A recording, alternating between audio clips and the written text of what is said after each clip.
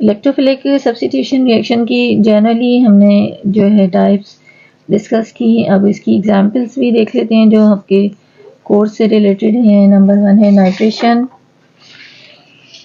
Nitration जो है उसको हम देखते हैं कि जो नाइट्रेशन है उसमें बेंजीन रिंग पर नाइट्रिक एसिड का जो है हम रिएक्शन करवाते हैं in presence of sulphuric acid, nitrobenzene बनेगा या हाइड्रोजन जो यहाँ से रिमूव हो जाएगा, उसकी जगह NO2 ग्रुप लगेगा, नाइट्रोबेंजीन और वाटर। अब ये सल्फ्यूरिक एसिड जो है वो क्या कर रहा है कि इलेक्ट्रोफाइल जनरेट करने में हेल्प करते हैं। मैकेनिज्म डिस्कस कर लेते हैं। मैकेनिज्म में step number 1 generation of electrophile. अब ये नाइट्रिक एसिड, ये देखिए मैंने इसको ओपन किया, ये HNO3HON, ये O2 मैंने इस तरह से लिखा है, ये OH नेगेटिव है और NO2 पॉजिटिव है। सल्फ्यूरिक एसिड जो है ये इसको मैंने ओपन किया है, ये H+ है प्रोटॉन और ये HSO4 नेगेटिव है। अब ये H और OH बनाएंगे वाटर, ठीक है, ये लिखा मैंने, HSO4 नेगेटिव ये बन गया है और NO2 बना पॉजिटिव, ये न्यूट्रल है, ये नेगेटिव है, ये इलेक्ट्रोफाइल बना। तो ये इलेक्ट्रोफाइल जो है वो रिंग पर अटैक करेगा, यानी फर्स्ट स्टेप आपका कंप्लीट हो गया, generation of electrophile. Electrophile generate हो गया है तो अब उसके बाद नेक्स्ट स्टेप में फॉर्मेशन ऑफ अरेनियम आयन। ये जो NO2 पॉजिटिव रेडिकल यहाँ पे बना है वो बेंजीन रिंग पर अटैक करेगा और सेम मैकेनिज्म जो भी हमने डिस्कस किया, जहाँ पे इलेक्ट्रोफाइल लिखा हुआ था वहाँ मैंने NO2 लिखा है। ये इलेक्ट्रॉन्स NO2 पर शिफ्ट होंगे, इसको बॉन्ड बनाएंगे, बॉन्ड यहाँ से ओपन हुआ है तो ये पॉजिटिव हो गया। इस पॉजिटिव चार्ज को स्टेबलाइज करने के लिए इलेक्ट्रॉन यहाँ शिफ्ट होंगे, ये पॉजिटिव चार्ज एक कार्बन के बाद यहाँ आ जाएगा, ये इलेक्ट्रॉन्स यहाँ शिफ्ट होंगे, इलेक्ट्रॉन पॉजिटिव चार्ज यहाँ पर होगा। अब लास्ट में जो है एब्स्ट्रैक्शन ऑफ प्रोटॉन जो है उसमें क्या होगा कि जो नेगेटिव पार्टी न्यूट्रल को छोड़ देंगे, जो नेगेटिव बना है वो यहाँ से दोबारा से प्रोटॉन को जो है ये बेंजीन रिंग जो है अपनी जिसकी वजह से डिलोकलाइजेशन जो यहाँ पे इसकी डिस्टर्ब हो गई है तो ये अपना एक प्रोटॉन जो है रिमूव करेगा और ये दोबारा से सल्फ्यूरिक एसिड जो कि एज ए कैटलिस्ट यहाँ काम कर रहा है रीजनरेट हो जाएगा और ये हाइड्रोजन की जगह सब्स्टिट्यूट हो जाएगा NO2, जिससे आप कहेंगे नाइट्रोबेंजीन। नेक्स्ट एग्जांपल है सल्फोनेशन। सल्फोनेशन में जो है बेंजीन पर सल्फ्यूरिक एसिड का जो रिएक्शन है कॉन्सेंट्रेटेड सल्फ्यूरिक एसिड यूज़ करेंगे और बेंजीन पर जो है वो बेंजीन सल्फोनेट जो है वो बनेगा, बेंजीन सल्फोनेट। मैकेनिज्म स्टेप वही है same, generation of electrophile. H2SO4 को ये मैंने ओपन किया है, ये H2SO4 का स्ट्रक्चर है और इसके साथ हम सल्फर ट्राइऑक्साइड यूज़ करेंगे, फ्यूमिंग सल्फ्यूरिक एसिड इसे हम कहते हैं। और ये जो प्रोटॉन है यहाँ से जो है वो सल्फर ट्राइऑक्साइड में एब्जॉर्ब हो जाएगा और ये HSO3 पॉजिटिव, ये इलेक्ट्रोफाइल बन गया आपका और ये न्यूक्लियोफाइल है। बाकी सेम मैकेनिज्म वही यहाँ पर देखें, जहाँ मैंने ये लिखा था, जहाँ NO2 लिखा है, HSO4 पॉजिटिव है, ये 5 इलेक्ट्रॉन्स इसकी तरफ अट्रैक्ट होंगे, बॉन्ड बनाएंगे, अरेनियम आयन बनेगा, इलेक्ट्रॉन्स जो डीलोकलाइज्ड होंगे और लास्ट में जो है ये प्रोटॉन जो है यहाँ से रिमूव हो जाएगा।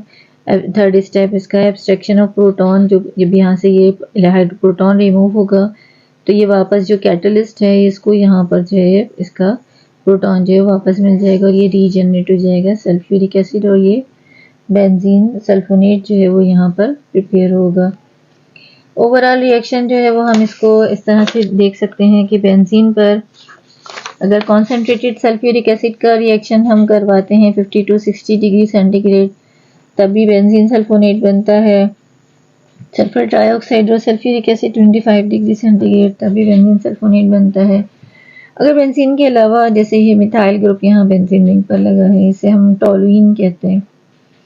तो टोलुइन की बस थोड़ी सी स्टोरी चेंज है, वो क्या है कि जब तक बेंजीन रिंग अगर सिर्फ बेंजीन हो तो इसकी सारी पोजीशंस आइडेंटिकल होती हैं, लेकिन बेंजीन पर अगर कोई ग्रुप आ जाए तो वो ग्रुप जो है वो नेक्स्ट कमिंग ग्रुप को डायरेक्ट करता है। तो मिथाइल ग्रुप जो है ये ऑर्थो पैरा डायरेक्टिंग ग्रुप है। ऑर्थो ये जो ग्रुप के राइट लेफ्ट में पोजीशन होती है ऑर्थो होती है, ये अपोजिट वाली पैरा है और ये जो A1 कार्बन गैप के साथ नहीं मेटा पोजीशन है। तो ये sulphur trioxide sulphuric acid concentrated जब हम टोलुइन का यूज़ करेंगे तो ये देखिए एक जो है ये ऑर्थो बनाया है इसने और एक ये पैरा प्रोडक्ट है।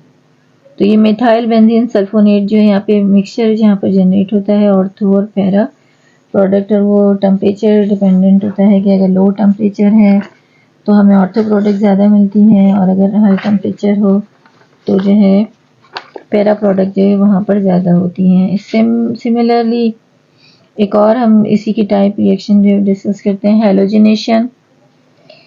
हैलोजिनेशन में बेंजीन पर क्लोरीन का रिएक्शन होगा in presence of Lewis acid है फेरिक क्लोराइड। लुइस एसिड वो एसिड होते हैं जो इलेक्ट्रॉन डेफिशिएंट तो लोन पेयर एक्सेप्ट कर सकते हैं।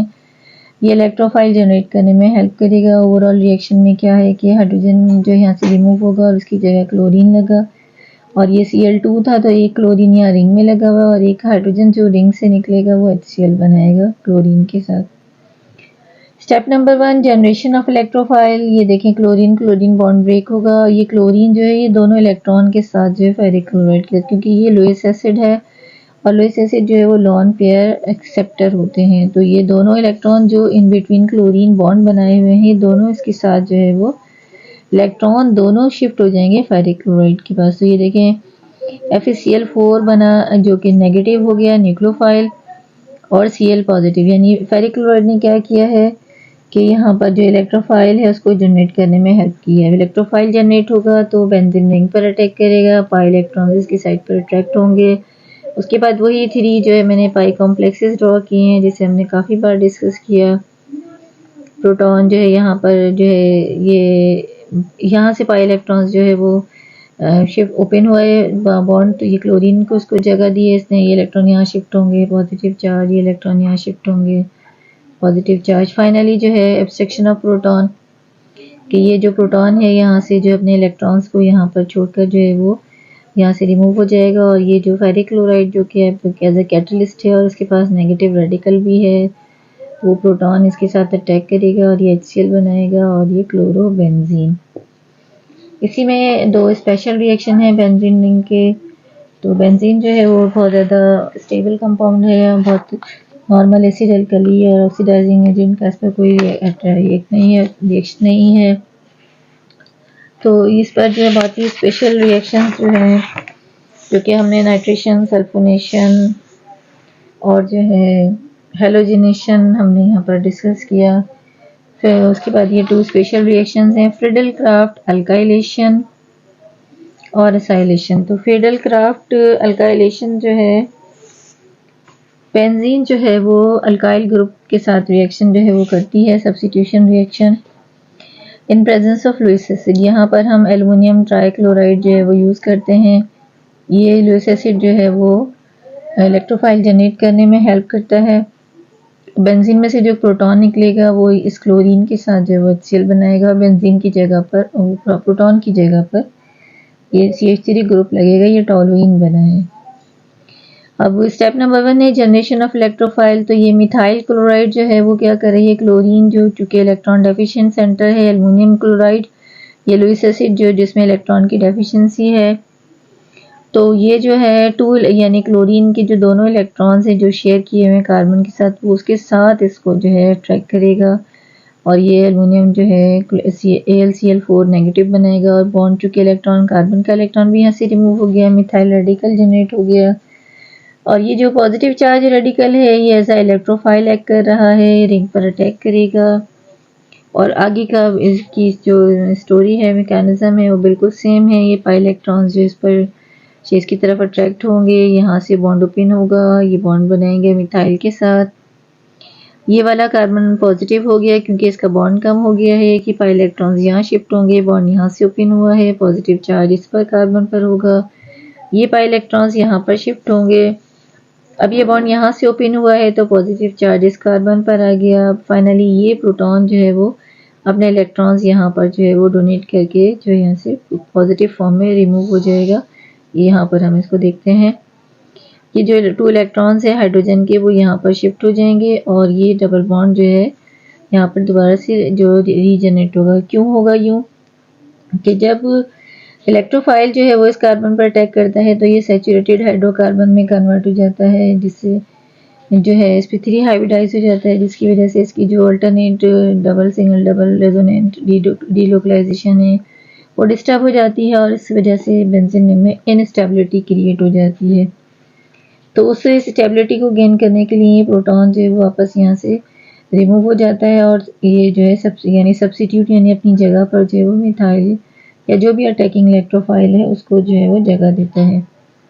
तो अब ये जो यहाँ पर AlCl4 जो ये नेगेटिव चार्ज इस पर है, तो ये जो है HCl यहाँ पर बनाएगा क्योंकि इसमें एक क्लोराइड आयन है, ये प्रोटॉन यहाँ से जो है रिमूव हुआ, HCl बनाएगा और ये जो मिथाइल रेडिकल इस पर बना है तो वो टॉलुइन। अगर इथाइल जो ग्रुप हम रिएक्ट करवाएंगे तो इथाइल बेंजीन होगा, मिथाइल बेंजीन, इस तरह से जो है ये टॉलुइन। जो एक और रिएक्शन डिस्कस जी लास्ट में एक एग्जांपल फ्रेडल क्राफ्ट असाइलेशन। इसमें असाइल या एसिटाइल ग्रुप जिसे हम कहते हैं CH3COCl बेंजीन रिंग पर एसिटाइल ग्रुप जो है वो रिएक्ट करेगा in presence of Lewis acid और यहाँ पर एरोमेटिक कीटोन जो प्रिपेयर होते हैं, जिसे ये सिंपल वाला जो स्ट्रक्चर है इसको हम एसीटोफिनोन कहेंगे। स्टेप नंबर 1 में जनरेशन ऑफ इलेक्ट्रोफाइल, तो ये एसिटाइल क्लोराइड जो है वो in presence of Lewis acid जो है एसिटाइल असाइल जो रेडिकल इलेक्ट्रोफाइल जनरेट करेगा और ये बेंजीन रिंग पर अटैक करेगा। नेक्स्ट स्टेप वही सेम है, फॉर्मेशन ऑफ अरेनियम आयन। इलेक्ट्रोफाइल ने बेंजीन रिंग पर अटैक किया, वही रेजोनेटिंग स्ट्रक्चर्स जो यहाँ पे फॉर्म होंगे। लास्ट में एब्स्ट्रैक्शन ऑफ प्रोटॉन, प्रोटॉन जो है वो यहाँ पर इस सब्स्टिट्यूटेड ग्रुप को जगह देकर यहाँ से रिमूव हो जाएगा और HCl जो है वो चना है। तो ये लास्ट में जो प्रोडक्ट बनेगा इसको हम कहेंगे एसीटोफिनोन। तो ये सेम फिनोमिना, यहाँ सेम मैकेनिज्म है, इसलिए मैंने इसको ज़्यादा दोबारा से जो है वो इसकी डिटेल अभी आपने इससे पहले जो मैकेनिज्म में देखी। अब बेंजीन की जगह अगर टोलुइन हो तो अब टोलुइन जो है ऑर्थो पैरा प्रोडक्ट है, तो ये यहाँ पर पैरा पर जो है ये एसिटाइल ग्रुप यहाँ पर अटैच होगा। तो यहाँ हमने आज की वीडियो में बेंजीन की chemical properties, preparation, orbital structure को डिस्कस किया। आई होप की वीडियो आपके लिए बहुत हेल्पफुल होगी। वीडियो को लाइक और शेयर